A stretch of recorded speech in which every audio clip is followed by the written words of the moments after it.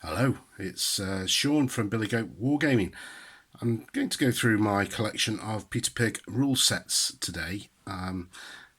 Peter Pig rules have dominated my historical gaming for probably the last 15 years or so, and go back way longer than that actually, go back 25, 26 years. But Peter Pig have been producing rules for a long time. So I just thought, and what I'm trying to do is actually collect every set that they've produced. I'm missing a couple. And of the rules I'm going to show you today, I just can't put my hand on a couple of sets that I own, which is a bit frustrating, but I'm going to show you what I have been able to get my hands on. So the first set is a Tai Lung World War II Land Rules, 176, 1/200th, 1/300th by M. Goddard, RFCM. Copyright 1988, with the customary play sheet on the rear of the rules, and lots of very characterful line drawings and handwritten amendments in them. These were actually by Paul McInnery and Martin Goddard, written during, excuse me, lighting's just gone a bit funny, 1988, with help of the members of the Effing Levelers War Games group. A real piece of history, this. 33 years old. After that, we come to Bloody Cauldron. A bit posher these, because they've got the ring binder on it, although mine's a little bit worse for wear. RFCM copyright. A landscape play sheet on the rear, and these are rules for the Russian Civil War, 1917 to 1920. Pretty much, I love the fact that you get all these different colour pages as well. I must ask Martin about that. I suspect it was just he got a decent supply of that colour in at the time. One of my favourite sets, and one that I played quite a lot of back in the day with my dearly departed friend Martin Smith. We both collected 28mm figures from Warrior Miniatures, Ancient Armies. This was an ancient set of rules called Oi by the Effing Levelers. Ancients 15mm 1989. These were again in chronological order. These typically use WRG basing, and controversially, most controversially, there's no play sheet on the back, but a very charming drawing on the front. I'd like to know who did that, whether it was Martin or Julie or Rob or somebody else from the club. Good. Very fond of these. And we move on to 1993. So there's a 4-year gap there. I'm sure there would have been a set of rules, several sets of rules actually in the meantime. But here we have the company rules. Team combat in the year 2022. So this is infantry-based skirmish rules set on the frontiers of space and commerce, by RFCM in association with Peter Pig, 1993. And we return to the rear cover play sheet. Now, 2 copies of the same set of rules, but a slightly different presentation. So this is the early version of Pieces of 8, one with the ring binder and one stapled. And it's described as rules for 15mm pirate games by Rules for the Common Man 2nd edition. So I don't have the 1st edition of this. 1994, a good fun game, easy to learn. And this was 50p, although I'm sure it was more than that when it was released by the RCM. Rear cover play sheet, and this was with 15mm size ships which were available through SDD, and the figures, the pirates themselves, 15mm figures from Peter Pig. Now this is one of 3 versions of Bayonets of Art and Ideology for the Spanish Civil War. This has seen some action. As you can see, I've lost the front cover at some point, but we've got the rear cover play sheet. And it would have been ring bound, I imagine, at some points, but that's gone, and I've had to staple it, which shows you that it will have had some considerable use. But this is Bayonets and Ideology for the Spanish Civil War pre-grid. So that was that. And then we've got an up-to-date version of Tai Lung. So 7 years after the original publication, we have this version of Tai Lung World War II Battle Rules for 15mm figures and models. And this is very familiar to me because this is round about the time that I was playing Peter Pig rules almost exclusively, with lots of little bits and pieces in there. I think this is the first time where Martin suggests spacing as 3 centimeters on a 3 centimeter square for the infantry. And we've got the play sheet on the inside cover there, as well as this firing results table, which was very useful and very well used, and as well as that order chits. Of course, this sort of thing would now be available on the Peter Pig website, but back in 1995 that was a pipe dream. So Peter Pig produced this card stock insert, and you could photocopy that to your heart's content. After that came Hey You in the Jail, 1995, same year as Tai Lung. And here we have rules for small battles in the American West, 1850 to 1890, using 50mm figures. And we've got the chapter headings here. So equipment needed for the game: whiskey and beads, basing figures, sticking and gluing carefully, ambushes, it's too damn quiet. These were great. I played the hell out of these back in the day. And let me just show you this. There you go. The lyrics to the songs The Streets of Laredo. I don't know the tune or else I would sing it for you. As I was out walking the streets of Laredo, as I walked out in Laredo one day, I met a young cowboy all dressed in white linen. All dressed in white linen and as cold as the clay. Stirring stuff. And then the second version of Hammering Iron, I again didn't have the first version of this, I'm not sure why. Rules for the American Civil War Riverine Warfare 1861-65 by the Rules for the Common Man, simple and effective. Rear cover play sheet. The card stock for the counters at the back. A bit of a bibliography there, all the stats for the ships, and this was before the invention of the hex cloth. So you would have hex templates to put your ship on, and then put another one next to it to show the movement as it moved around the table. Very popular set of rules, Hammering Iron, and here's the land supplement for them, dated 1996.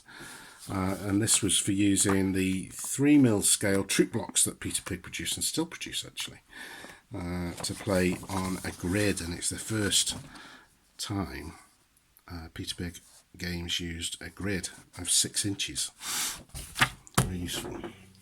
An iconic set of rules now that's absolutely, I think, caught the imagination of the wargaming public at this time. 1997 this edition was from. I do have an older version of this somewhere, but I can't put my hand on it.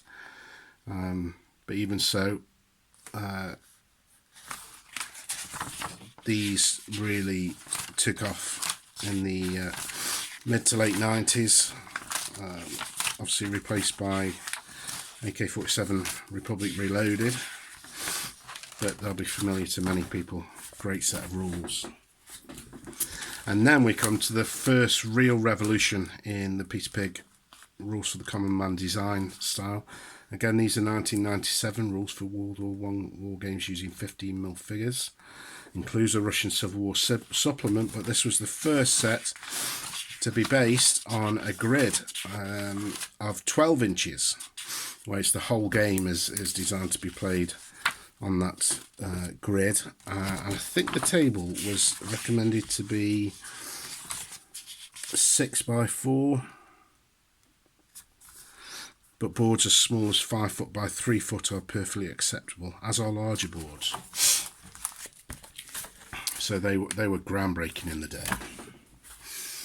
And then we have the Army List Supplement, Organisational Charts and Army Lists for Square Bashing, by Bernard Ganley, actually. I believe he did work with Real-Time Wargaming post, working with the RFCM team, but look at the lovely colours inside here.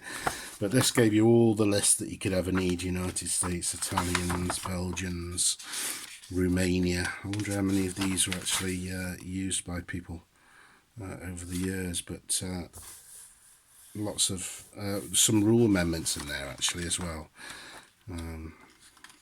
So I thought that was quite interesting. I can't remember using them, but close order attacks, cavalry, French, rafale fire, contemptible army, howitzers, artillery and portee. They shan't pass if a brigade commander is present in the same or adjacent square when his units have to vacate that square because of defeat. He can demand they stand and fight. Gas and one or two other bits and pieces. And then this is actually the second set of Vietnam War rules that Peter Pig did. The original was called Search and Destroy, and it's one of the sets that I'm missing. I did own it and played it quite a lot back in the day. I've written on the inside cover here, what have I written there? So I think that's the sort of minimum sort of bases that I would need. 8 bases of US infantry, 2 bases of company command, 4 bases of US law, anti-tanks, 3 bases, tunnel rats, etc, etc. And we played these a lot. They had a great, lovely little bit of history here actually, including the important people like Lyndon Johnson, Westmoreland and Nixon, description of the weapons, geography of the war, bit of a dictionary, structure of the game. Had a great hidden movement system here where you place coins around the table and your figures moved, the US entered the table to complete a search and destroy mission, and the coins around the table were the jump off points for the VC or the NVA, and they were called zones, and you could get them to get the VC within one of those zones to swap or jump out and ambush the enemy. Lovely game. Then back to grids for the first set of American Civil War rules from Peter Pig. This was Lincoln's War, rules for American Civil War in 15mm. Features include point values, order of battle, songs, trains, off-table play, reinforcements, minimal record keeping, 6-sided dice for all randoms, no extra publications needed for scenarios. Figures can be on any size bases, no chits on the tabletop. There we go, got the quick sheet at the back. A little brigade record sheet, a little map of where the action would take place, and that came from the pre-game mechanic. We've got the ACW range at the time, such as it was. It went up to code 62. We've got the speech made by Lincoln on March the 4th of 1865, then one of Lincoln's favourite tunes, Dixie's, I Wish I Was in the Land of Cotton. And there is another song throughout here, it's called Goober Peas, and I never ever found out the tune for Goober Peas, but played these quite a lot. I've been an American Civil War fan. Got useful phrases there, take the high ground, now is the time. There you go, Battle Cry Freedom. It's one of the best songs, isn't it, of the Civil War. And then a song for the rebels called Goober Peas, which are peanuts. But I never knew the tune to that song. If anyone knows the tune, let me know. Now we've got the Gettysburg Speech. 407 years ago, our fathers brought forth upon this continent a new nation conceived in liberty and dedicated to the proposition that all men are created equal. Fantastic words. And that's in a section called Getting into the Spirit of Things. Brilliant. AK47 Supplements, and again, for some reason, I've got 2 copies of this. One, and my lighting's gone odd again, apologies, there we go. One is in the shinier cover. Whether it was a slightly later version, I don't know. Both say 1999 on it. But this had some card buildings in it. It got a couple of extra armies, African Intervention Force, corporate armies. Also got stuff in there for the Middle East. So it was a very useful addition to the AK47 rules. It was 1999, as was Conquerors and Kings. the third version of grid. So Lincoln's War, actually, I don't think I mentioned that, was a gridded game on a foot square grid. And Conquerors and Kings was the same. So this is the Ancients rule set from Peter Pig, and once again we have the quick sheet on the rear. And there's a lovely battle report that I found recently, written by the late Rob Roriston, where he talks about how these rules work. We've got the army lists in there for most of the popular Ancients armies you could care to wish for. I don't think there's any songs in this one. Some nice line drawings there, I assume by Martin. But this was recommended to be played on a 7 foot by 5 foot table, I seem to remember, which is, for the record, the largest table size of any RFCN game. So the best size for table is 7 foot by 5 foot. It's quite acceptable for the edge square to only be half squares in order that the 5 foot depth is achieved. The depth is important in order that troops are not pushed to the edge of the table too quickly. So that holds the record for the largest table required. And then we come to, again, I have no idea why, lost the mists of memory, but two versions of Pieces of 8. One is looking very sorry for itself. This is the next version of Pieces of 8, which has the land raid game in it and that sea game, but again using hexes, hex templates very similar to Hammering Iron, but loads of really good information in this version of the game. So Martin had produced the 1/450th ships for the ship game, and then the pirate figures were used for a land raid game in 15mm, where you didn't need the 15mm ships from STD. But lots of really good period information about famous pirates and what they got up to, the Bartholomew Roberts articles. Article 1, every man shall have an equal vote in affairs of moment. He shall have an equal title to the fresh provisions of strong liquor at any time seized, and shall use them at pleasure, unless a scarcity may make it necessary for the common good that a retrenchment may be voted. Stirring words.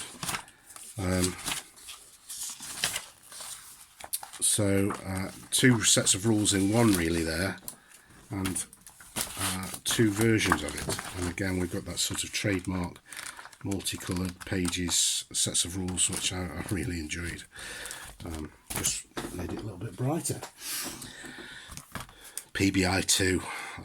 PBI 1 I'd never owned, and I believe wasn't a gridded game, but this was gridded, and this was gridded on 6-inch squares. So the first time we've seen 6-inch squares since the Hammering Iron land supplement, but it was a 4-foot table. You've got a pre-game sequence in there, pre-game recce, which would decide who was the attacker and defender, and this was a very popular, and still is a very popular set of rules, albeit there's been 2 more versions of this set, but I love this on the front. It says 15mm scale, company action of World War II, a grid-based system for rapid games. You're the company commander. There's 5:30 hours, and you've been ordered to stand to. I love that. And there you go, you've got the play sheet on the back. And then we're back to 12-inch squares for War in the Age of Magic. Now, I've never played this, released in 2002. Battle set in Dark Ages, Mythic Lands. There's some really interesting scenery pieces that you can have in this. Personal terrain, here you go. A chasm of death, or a storm, or an elemental, a mirage or blinder for visual tricks, a sacred or fortified area, a graveyard or a spawning ground, a swamp or a spook hole.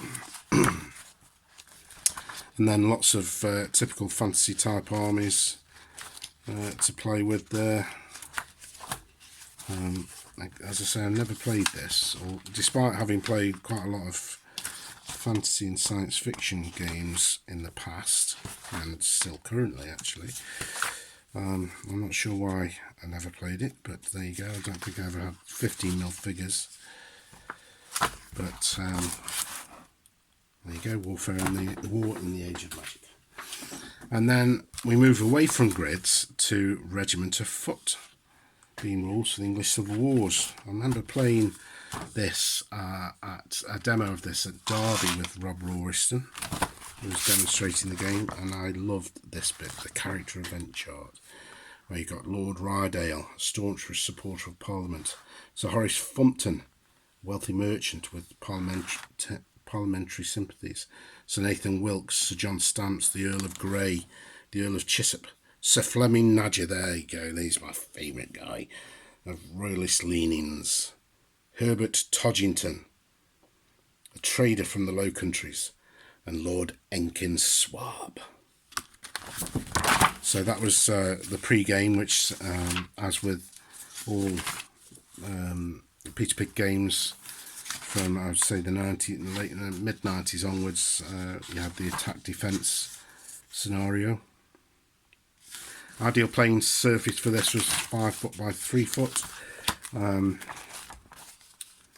but not on a grid, as I say. And this brought in a game mechanic that was used in several sets of rules post Regiment of Foot, namely Bloody Barons, the American Civil War set that came out, and the Samurai rules. All use the same sort of motivation technique, where a general would motivate a unit on a dice roll, and then you would roll for action points, and then the unit could move around and carry out certain actions like infantry move 3 inches, cavalry move 4 inches for 1 AP, an infantry or cavalry assaults, that kind of thing. Love those rules, played those a lot.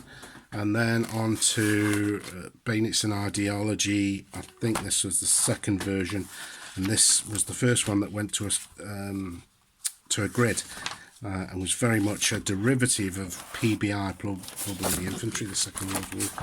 Let's look at this map. I love this map. This was the pre-game sequence where this you moved up and down this map, and that would in the pre-game sequence, and that would determine the on-table layout. Played this quite a bit as well back in the day, using my old Spanish Civil War collection. There's a little end note here which you don't see often. We hope you enjoy this set of rules and find the Spanish Civil War interesting. The PBI system should allow you to enjoy many games with your favourite company. When we play PBI, we usually use Spanish buildings from any eras, such as might be sold as Napoleonic or similar. Graham Hockley does a nice little book of Spanish Civil War posters. Osprey do some nice books. Ken Loach made a good film called Land and Freedom. The Devil's Backbone is a period drama which captures the atmosphere of war. Land and Freedom's a brilliant book, love that. And then probably one of my favourite sets of rules by Peter Pig, Bloody Barons. This is the original non-gridded version. And this was the first one that I think this is called Perfectly Bound, with a colour cover. I think this was the first, and it's also got photographs, and I think AK47 may have had photographs in it as well. But instead of the line drawings, we get photographs. We get this nice sort of typeset here, that font at the bottom. There's information on how to paint your figures, basing them, and very interestingly, and this was a first, every major battle of the Wars of Roses, and I think that's 16 or 17 including Stoke Field, there was a scenario for, which was brilliant and really captured my imagination, because Towton, I put this game on at Allenwell one year, and had the famous comment that I wouldn't do it in 15mm, you should be doing it in 28mm, which was lovely. But very fond memories of that. And then we have Another version of AK47. These were just updates rather than sort of new additions to the rules. This was, although it says copyright 97, I think this was later. I think this was around about 2006, something like that. But we start to get photographs again in the book, as opposed to all line drawings. There you go. Still on this sort of different coloured paper, which is very which I used to really like. And so one or two optional rules in there. I think some of these have been developed through playtesting and through BricsCon, which was the AK47 competition day. Probably my most played set of rules, and you can tell because of the state of them. They're pretty battered now, but this is Civil War battles using that same framework as Regiment of Foot and Bloody Barons. Rules for the American Civil War, complete ACW system. Love this set of rules, and we still play it now, 14 years after its development. Again, we've got the photographs of figures with one or two drawings in there. Just absolutely love this set. Look at that. It's falling apart, but it's been well used. It's a 14-year-old set of rules. Again, got scenarios in the back, which I love the idea of. So you can play the normal game where you set up the attack defense scenario, or play the battles, and they aren't the typical battles that you will see in other rule sets from the American Civil War. So you've got Wilson's Creek, you've got Winchester, Port Republic, you've got Cedar Run, Salem Church, which is part of Chancellorsville, I believe, Mansfield, Jenkins Ferry, the Wilderness, Newmarket, Pickett's Mill, Monocacy, and White Oak Road, which is right at the end of the war. Look at that. March 31st, 1865, so probably just a week before the surrender. Then the last set of rules, no, not the last set of rules to use that system. Here we have Battles in the Age of War, and again, this is a fantastic set of rules to recreate samurai warfare. Came out in 2008. Look at those figures on the front, just lovely. And you say game set 19th of August 2008 written on it, which makes me think that my copy may have got mixed up with one of Martin's copies, because that's Martin's handwriting. But anyway, there you go. Just lovely set of rules. 2009 we saw the relaunch of AK47 Republic, 2009 edition, reloaded. That lovely colour photo. I love this crashed Mercedes painted as a police car. I remember these launched just around about the time of Salute in 2009, and I got down to Salute, and the first thing I did was went and played a demonstration game with Rob Royston and Martin. We've got the thank yous down here from some notables that these names will be very well familiar to you. Les, Bill B. Tipping, Miles Milton, Rob Royston, Nigel Heel, Sam and Ralph Ashdown, Julie Goddard, Stuart Meacham, Chris Cunningham, Tim Chance and Jeff, and the Stab Bournemouth Club, and Yeovil Club, and the Weymouth Club, and Dorchester Club. And I'm running a game today using the set of rules in October. Then we go to the War of Independence, and this is the last set that uses the mechanism first seen in Regiment of Foot. I've got a little inscription there to Sean. Thanks for all the work on the rules, Martin Goddard. And Peter Pig, 2010. A lot of playtesting went into this set of rules. Probably the best set of America's War of Independence rules I've played. Really enjoy them. Played them the other week, and again we've got all the scenarios in the back, and here's the closers.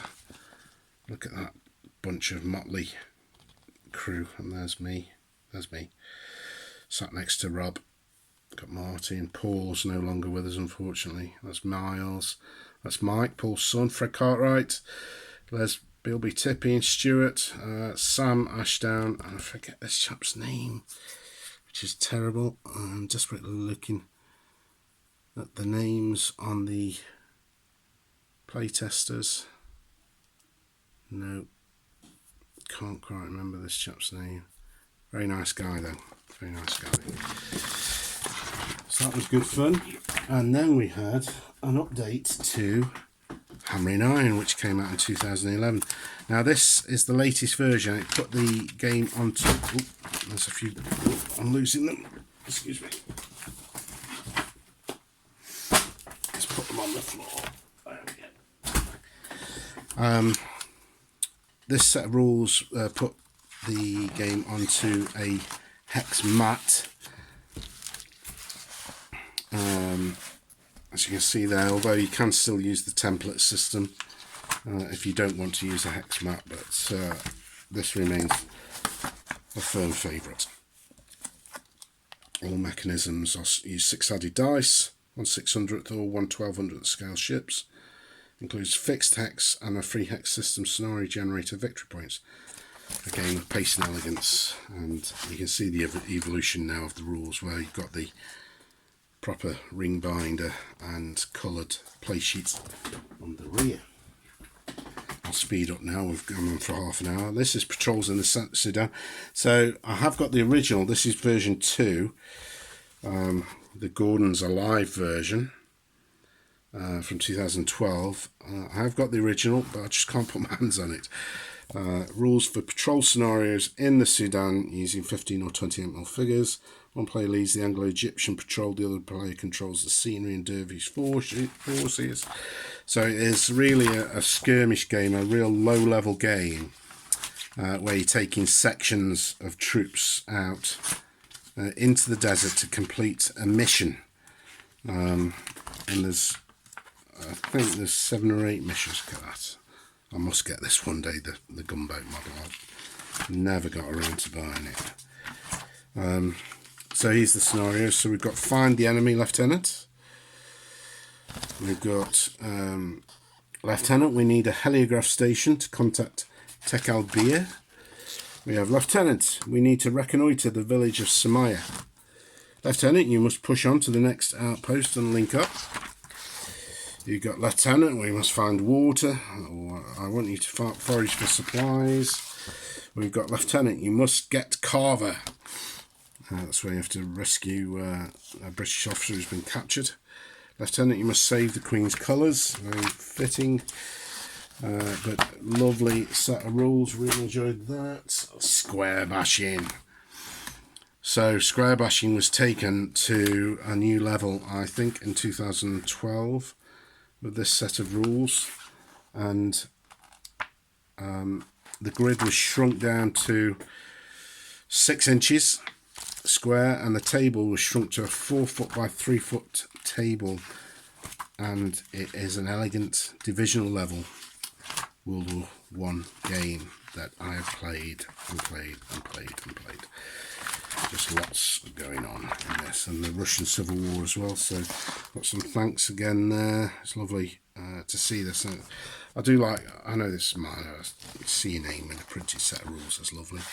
I've got some pictures from the playtest, which was in Yeovil, I believe. You just see me up in the corner there with Sam. And we've got Stuart and Paul and Ralph and Mike and Rob and Miles. Lovely stuff. And alongside that came the army book for lots of armies. So 55 armies were included. So it wasn't just First World War, it went right up to the Paraguayan Chaco War, from the Spanish American War, US Army and Spanish for 1898 war. Just out of interest, because I'm here. The Balkan Wars, 1912 to 1913. I designed the Bulgarian army. I designed the Serbian army. The Ottoman army, the Turkish Empire, the Greek army, and that was it. I had great fun doing those, and especially writing these narratives. So where's the Serbian one? We are the Balkans and the Balkans are us. We will not give an inch. Twice in a game, at the end of losing a fight, your unit takes no additional hits and do not have to fall back at that point. Wonderful. I remember sitting for a long hour or a few hours sorting that out. And now we're up to the most up-to-date version of PBI, and again, a well-thumbed set of rules. This has been played heck of a lot, 2015, so just 6 years old. And the accompanying army list book called the Company Architect book for just about every force that you could wish to fight with in World War II. So a great game for 2 hours, 10, 15, 20, 25 mil figures on a 4-foot table, no measuring, on the 6-inch gridded table system, 2 to 4 platoons plus support plus some armour, easy D6 mechanisms, and it's got a scenario generator, points and victory schedule in there. And there's, as I say,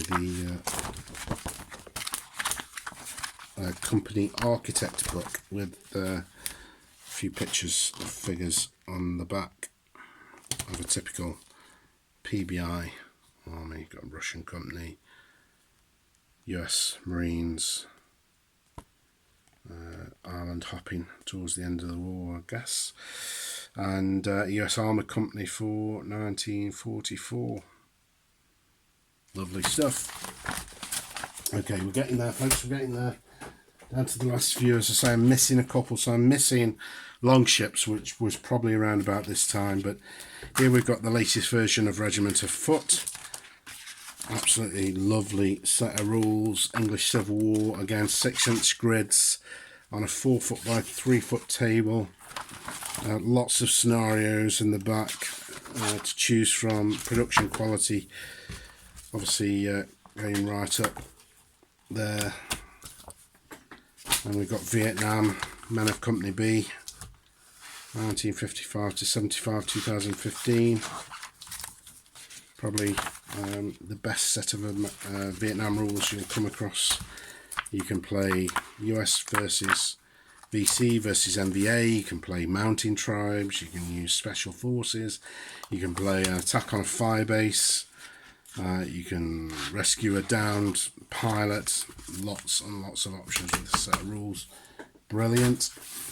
The latest version of Spanish Civil War Bayonets and Ideology from 2017. I'm going to say probably one of my favourite sets at the moment. Lots of pictures in there. That is a great game. That's on a 5-foot by 3-foot table with 6-inch squares, as is Western Battles in the Old West. Look at that. That is just absolutely gorgeous.